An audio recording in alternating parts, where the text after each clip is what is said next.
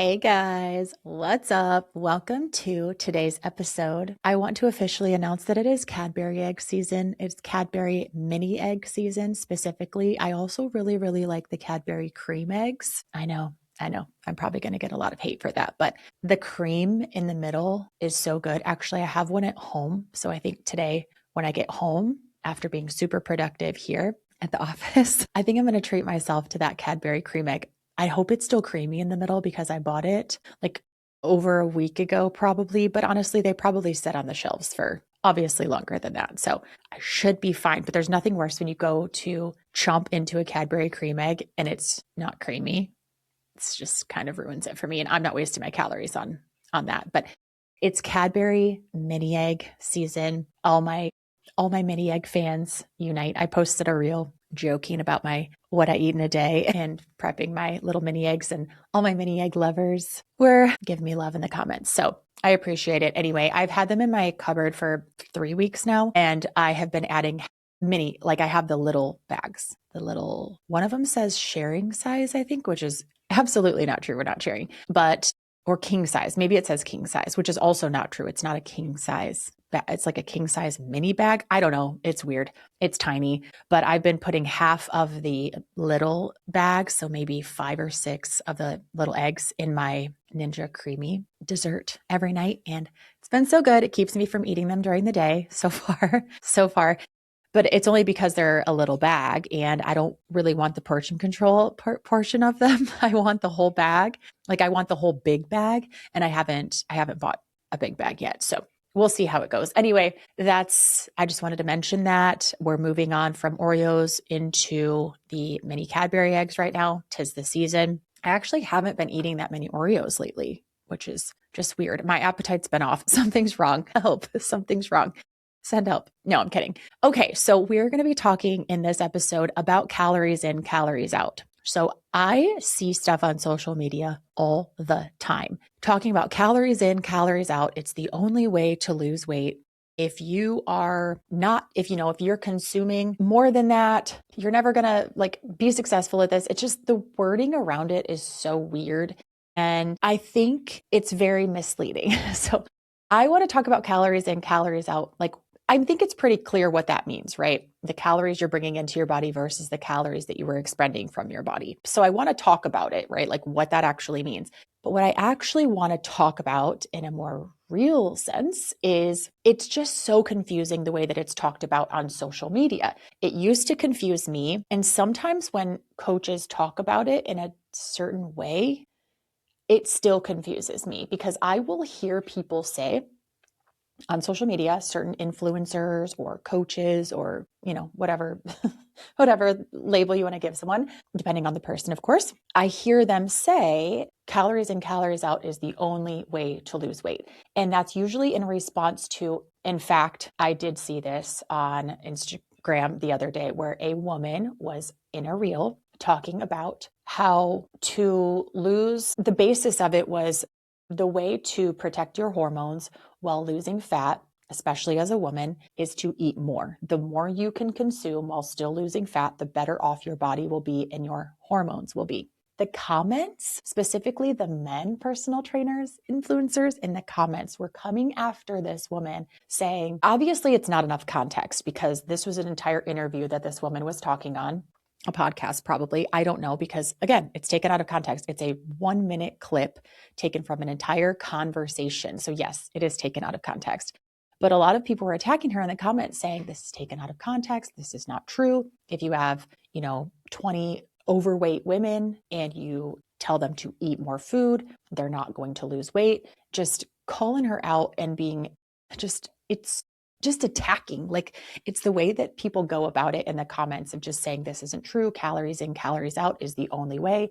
If you want to lose weight, you want to lose fat, you have to be bringing in less calories than you are burning. And it's so frustrating to me because I see the reel itself where someone's saying, again, taken out of context, but the basis is there of yes, the way that is true. If you want to lose weight or fat and keep your hormones healthy, you can't be eating 1,200 calories. That's just not how it's going to work. So that part is true.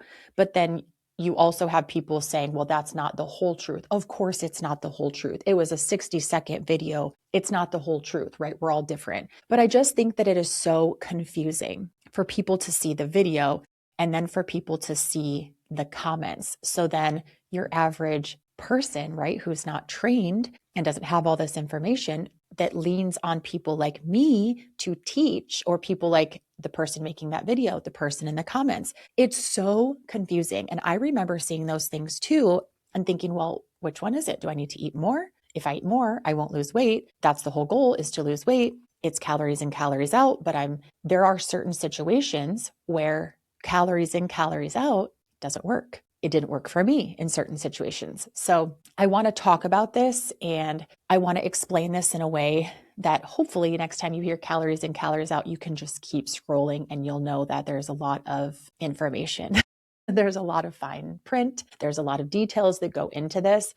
But I've also heard it said, on social media, people will say, and I've had clients say to me, I'm eating 1,200 calories or a really low amount of calories. 1,200 calories just seems to be the magic number that people will say. I'm eating 1,200 calories a day and I'm not losing weight. Instead of me, who, I could come to them and have a conversation and say, I don't think you are. Or maybe you're doing that Monday through Wednesday, but then you give up and you overeat on the weekends. Maybe you are eating 1,200 calories, but you're also not moving. So it really doesn't matter. Your calories in, calories out are still not balanced. But when I hear or see a video online of someone saying, if you come to me and tell me that you're eating 1,200 calories a day, but you're not losing weight, no, you're not.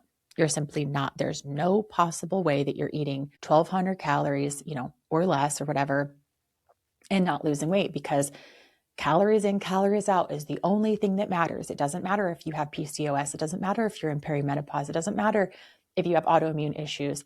It doesn't matter if you're taking a medicine or a medication that causes you to hold on to fat. None of that matters. It simply cannot, negate the law of energy of the calories in, calories out.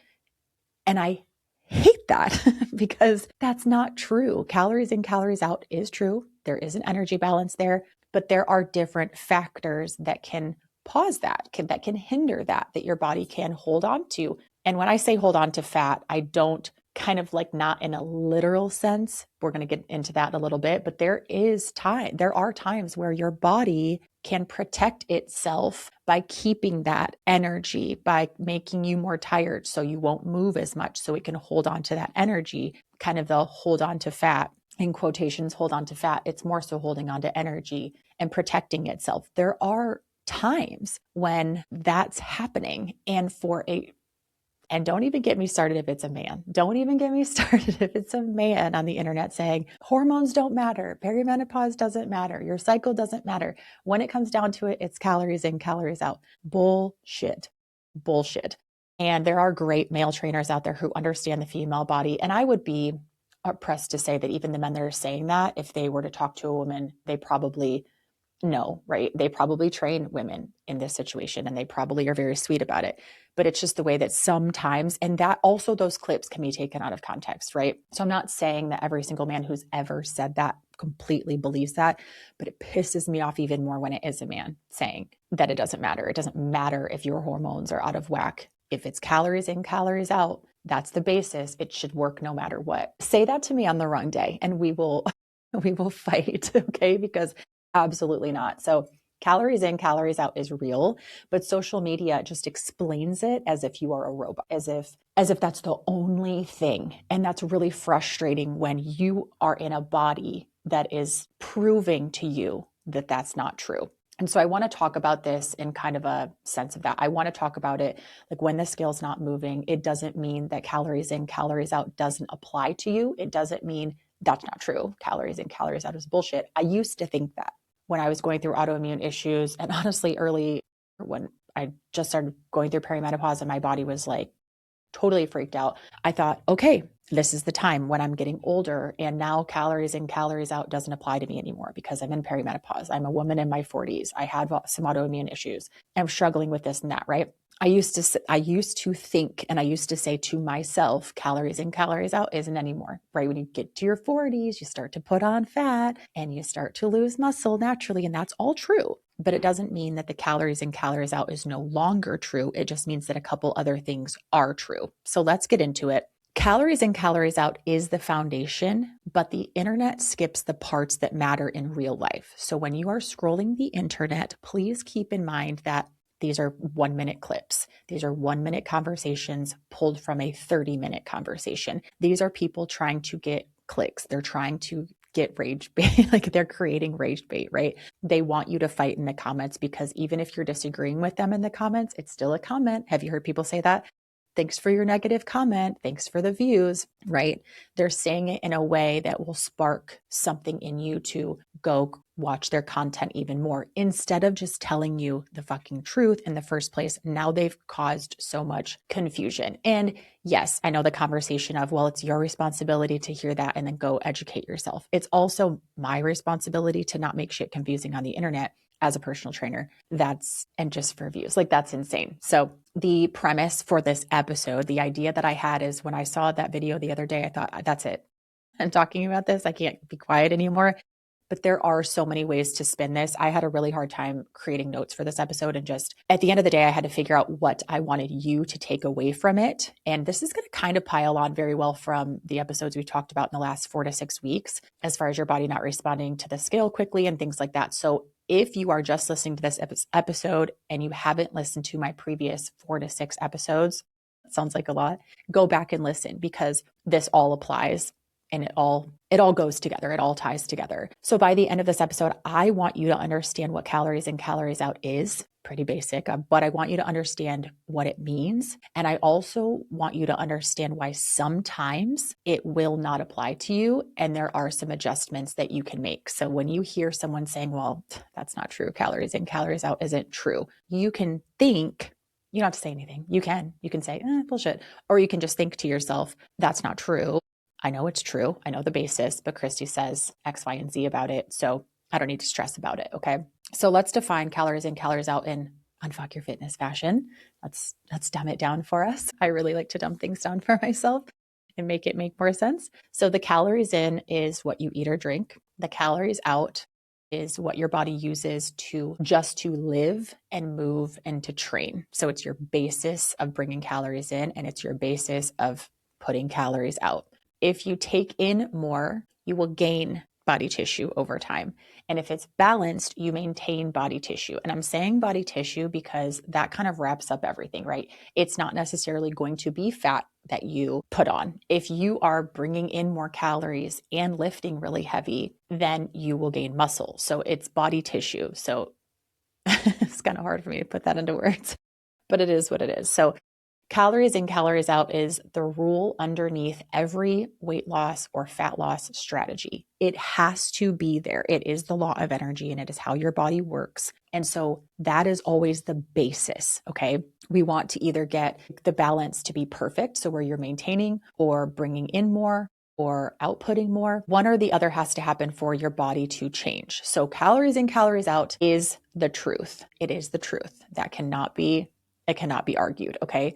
But now I want to move on to why people sometimes feel like calories in, calories out doesn't work for them. And this was me. Like I said, I felt like it wasn't working for me. I felt like I knew for a fact, this is not working for me. I know exactly what I'm inputting and I know exactly what I'm outputting. And this used to work for me and it no longer works for me. So this was me, but this is why this is not true. I had to debunk that myth for myself, and I'm going to debunk it here for you as well. But there are a couple reasons, usually 3 different reasons why people feel like calories in, calories out doesn't work. So if you've ever felt like that doesn't work for me, I'm taking in, I'm moving so much. I know I'm burning way more calories than I am bringing in, and the scale is still not moving, it's going to be one of these 3 reasons. So 1, the scale is not showing fat loss clearly. When you are only looking at the body weight on the scale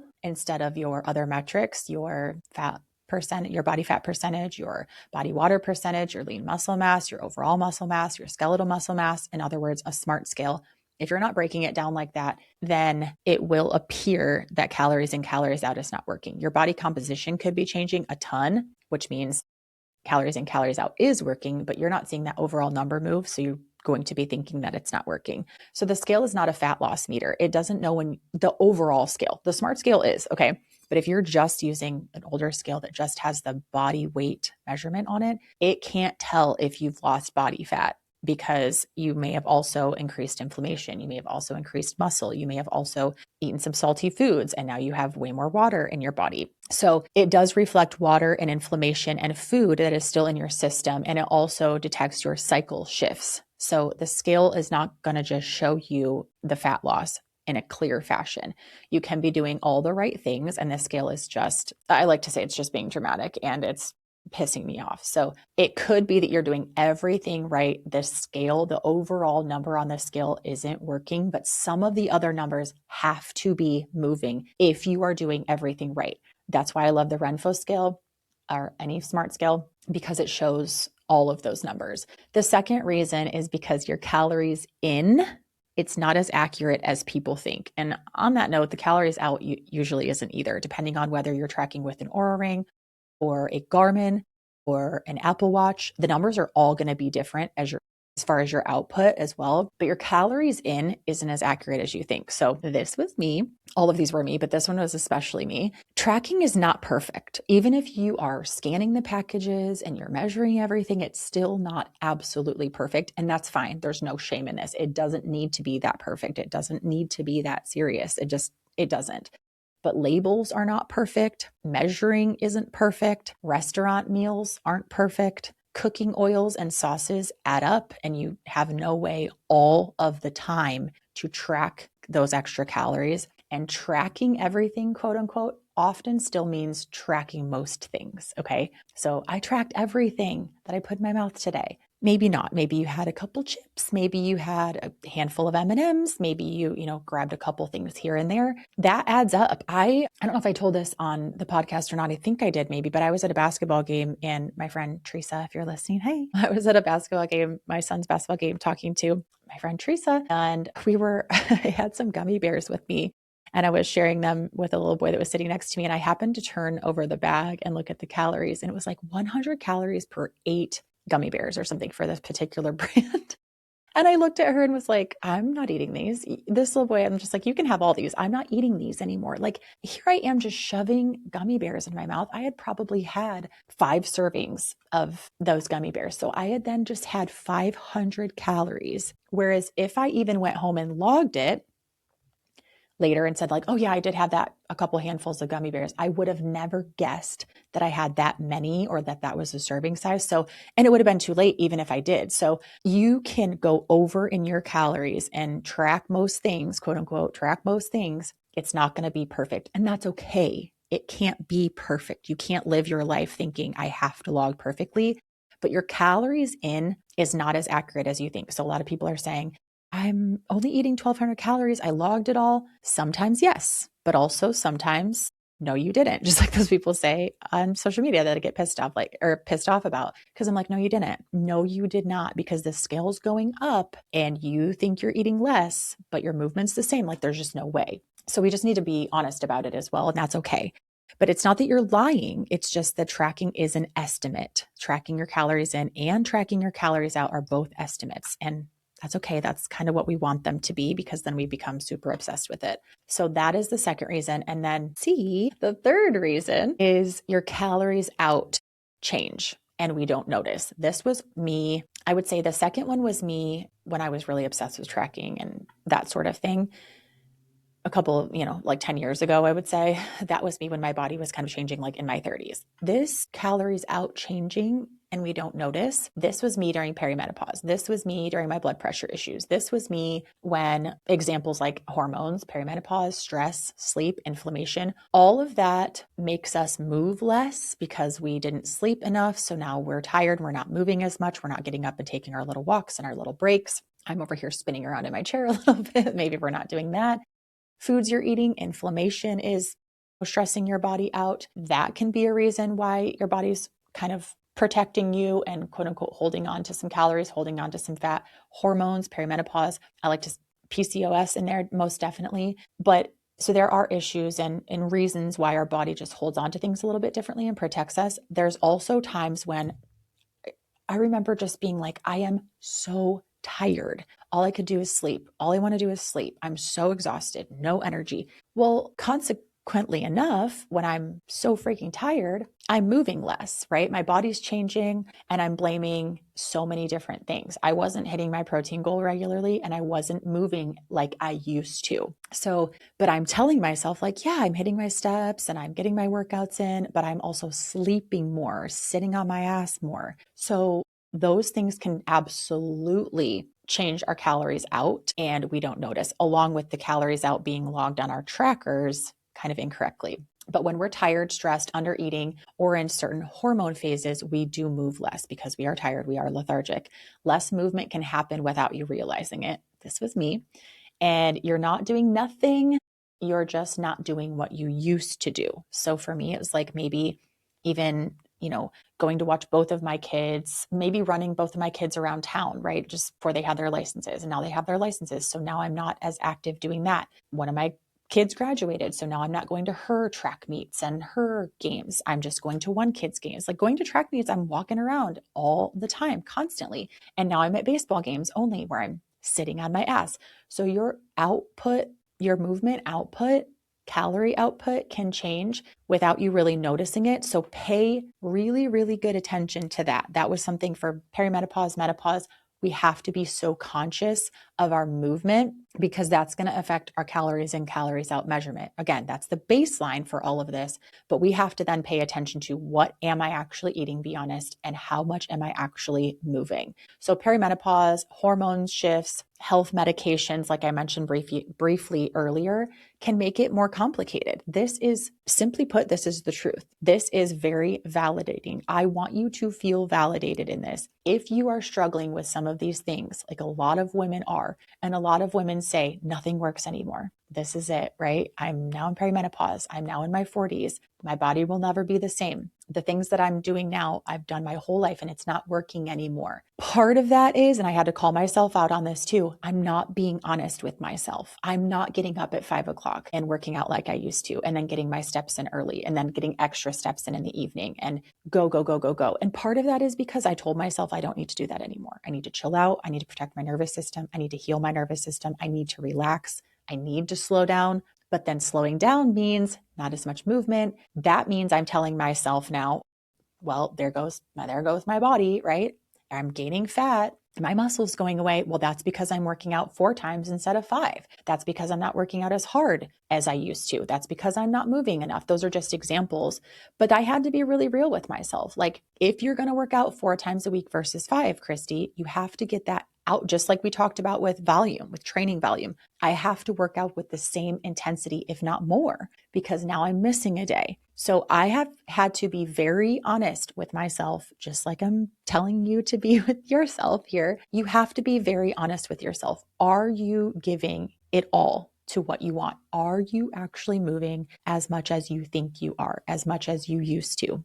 And if not, why? Are you tired? Are you drained? Are you taking some depression medication that makes you feel weird, that makes you gain fat? That's one of the side effects is fat gain, weight gain. Then yeah, that's going to play a part in it. But what can you do to offset that? You can move more. You can eat differently. Whatever it is, you can go to therapy. You can work on things, right? I'm not saying that every single thing is fixed so easily or even fixed at all. Sometimes it can't be. Sometimes you just know the answer, but knowing the answer of like, yeah, I'm on this medication that's really affecting my weight right now, that's better to say than, well, I'm just in my 40s and fuck it. This is just how it goes, how the ball rolls, right?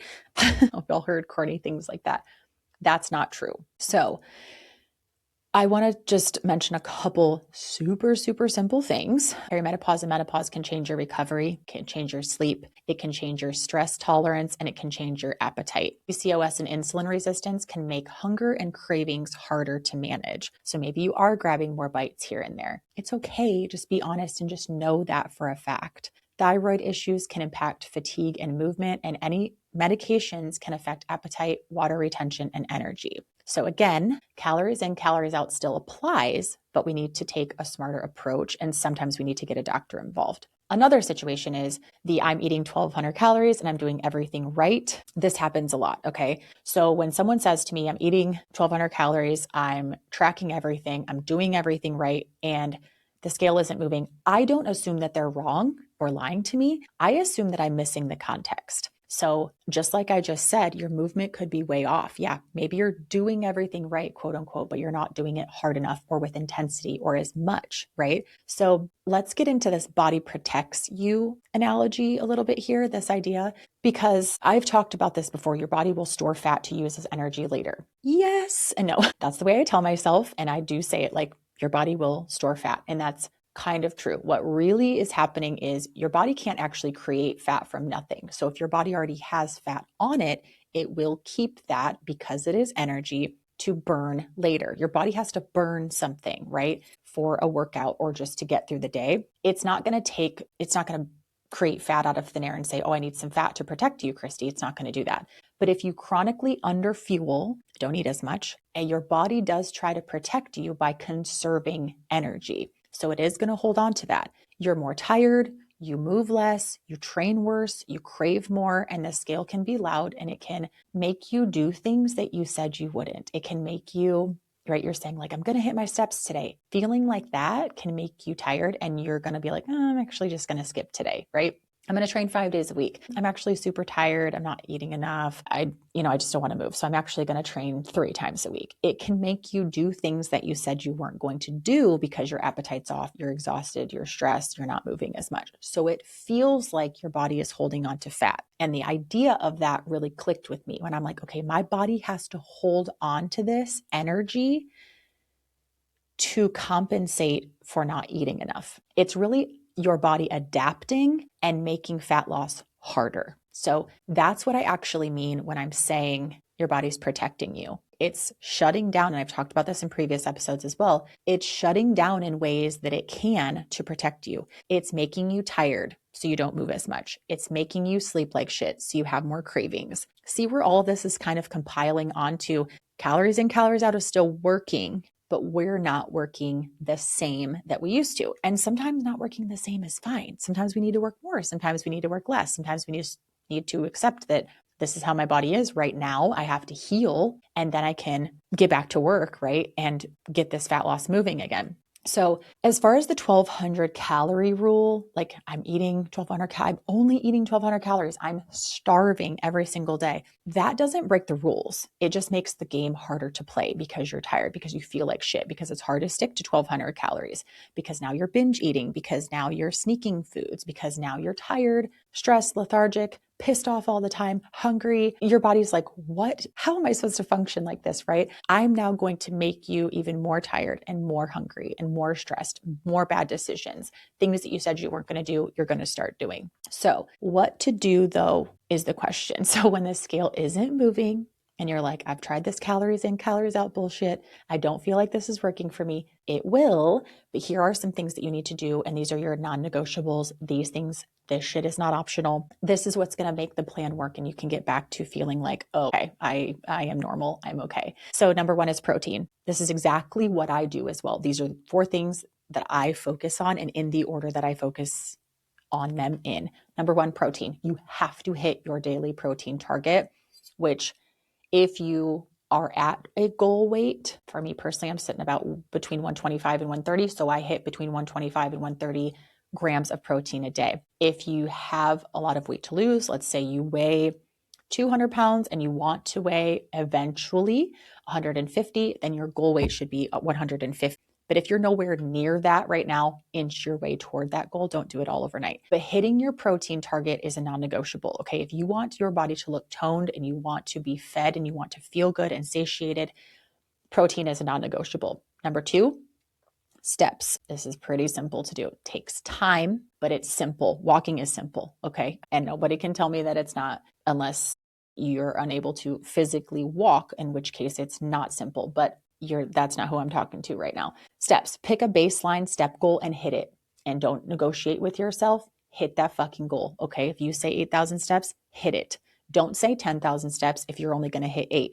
Just don't do it. The NEAT movement, right, is the sneakiest of the calories out lever. when we are talking about total daily calorie expenditure, that NEAT movement is so much bigger of a number than like the calorie output that you put out during a workout. That number, let's say you burn 200 to 500 calories during a workout. 500 that's a lot. So if you're burning 500, you're running and running far. Okay.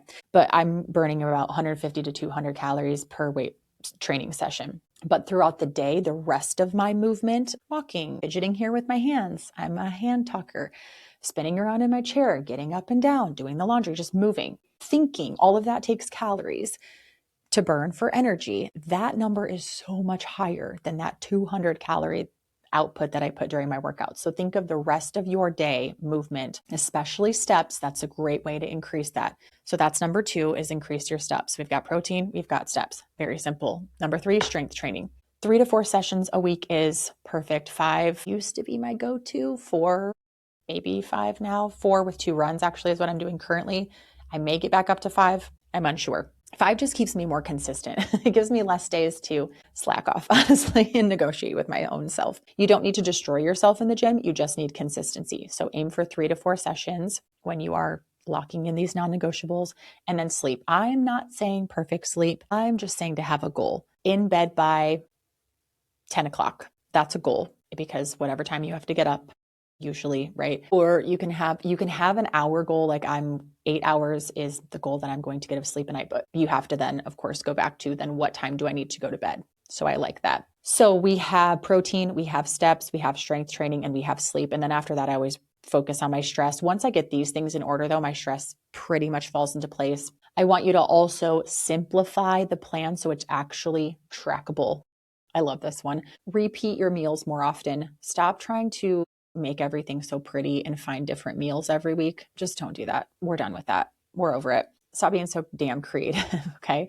Just have meals on repeat more often. Keep your weekends from turning into chaos. We've been focusing on this a lot in the Body Recount Challenge. Every Thursday, I have my ladies talk about what they're going to focus on in the weekend so that they will stay on track. And it has been a game changer. Like, it's so awesome to have them plan on Thursday for their weekend. It's so, so good. And then focus on that easy to miss stuff like the oils, the sauces, the liquids. I was drinking, I have right in front of me, a little can of, I'll show it here, sparkling ice, a little drink. It's 5 calories. And I looked at it. I didn't know how many calories they were when I bought them. It's something to drink. And I pretend like it's a energy drink some days. But anyway, I looked at it and I thought, oh, thank God this is only 5 calories, because some energy drinks, some drinks, right, are hundreds of calories. There are little ways that you can cut out calories without it impacting your life too much. And then I also want you to look at the output side. So are you moving as much as you think you are? Has your stress and your sleep or your energy changed lately? And then are you in a season where your body is protecting you? So those are really good questions. And then make one change at a time and give it time. So we're not doing the daily panic edit. We're not doing the, oh no, I didn't see this coming. Oh no, I have a dinner tonight that I forgot about. Well, have a salad. Well, have some salmon. I don't know what to tell you. We're not panicking anymore. We're sticking to the plan and eating the healthiest thing on the meal, or the whatever fits your macros. And we're not veering from that. We don't get to dig into the chips and guac. We don't get to dig into the chips and salsa and the bread baskets. If that's not what we had planned to do, we're not panicking. We're not changing it. We're just sticking with what we planned on doing. And then I want you to pick that one lever and stick with it long enough to learn something. Stick with it long enough to know, is this a goal I can actually stick with? Is this something I was being honest about? Is this something that I maintain? 2 days, 1 week, even 2 weeks is sometimes not enough. So those steps again are what to do. Like I said, when the scale isn't moving, is number 1, lock in your non-negotiables, protein, steps, strength training, and sleep. 2, simplify the plan. 3, look at the output side. And then 4, make one change at a time and give it enough time to make sure that you understand, to make sure you learn something. It's okay for this to be a learning process. In fact, it's really good for this to be a learning process. That's the only way you can stick with it, is if you know yourself and your body well enough. And then lastly, I love this quote, follow your plan and not your mood. So once you have all of this mapped out, you can follow that plan, not your mood. And that will honestly save you from so many situations that you get yourself into. Ultimately, I hope your takeaway from this episode is that calories in, calories out is absolutely true. It is the basis of every diet, every workout plan, every fat loss, weight loss, muscle gain strategy. That's what we as good personal trainers do, is look at calories in, calories out. Where can we save some? Where can we spend some? What makes the most sense? What works for you in your life as my client? That's what I'm looking into. But when you hear calories in, calories out is the only way, hormones don't matter, PCS doesn't matter, being a woman doesn't matter, your stress levels don't matter, they absolutely fucking do. And you can just keep scrolling, because that's not true. And I don't like the fear mongering and the oversimplicity of it. That's what bothers me, I think, the most, is that it's just calories in, calories out, move more and eat less. Absolutely the fuck not. We're not doing that. It's not. It is simple. Everything that I just said to you is simple, but it doesn't apply to everyone. And it makes a lot of sense when you break it down in that way. So I hope this helped you to understand it a little bit better and to look at your body a little bit differently. So I hope you loved this episode. As usual, please let me know on Spotify, and I will talk to you next week.